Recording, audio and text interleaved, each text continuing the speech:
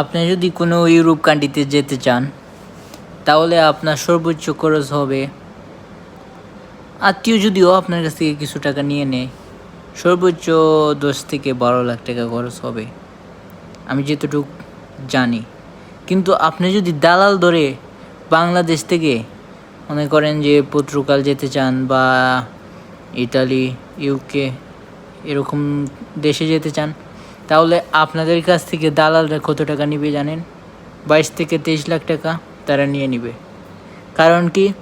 তারা এক এজেন্সি থেকে আরেক এজেন্সিতে দেয়, আরেক এজেন্সিরে দেয়, যার কারণে এগুলো প্রসেস হতে হতে মানে আপনার কাছ থেকে অনেক টাকা নিয়ে নেয়।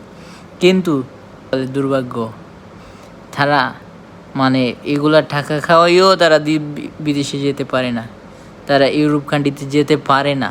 কারণ কি? ওই যে দালাল ধরে। তো আমার একটি কথা মানে আপনাদের যদি কোনো ইউরোপ কান্ট্রিতে আপনাদের যদি ইউরোপ কান্ট্রিতে আপনাদের কোনো কাজিন থাকে, আত্মীয় থাকে, তাদেরকে ধরে আপনারা ইউরোপে যান, তাহলে কিছু টাকা আপনাদের বাঁচবে, আপনাদের ফ্যামিলির হেল্প হবে। তো আমার একটাই কথা, আপনারা দালাল ধরে যেন না যান, আমার এই কথা। কারণ আমি দালাল ধরে এসে আমি বুঝতে পেরেছি কতটা নিষ্ঠুর দালাল আমি অনুভব করতে পারছি। কারণ আমি মিডল ইস্টে এই যে দালাল ধরে এসেছি, যার কারণে আমি বুঝতে পারছি।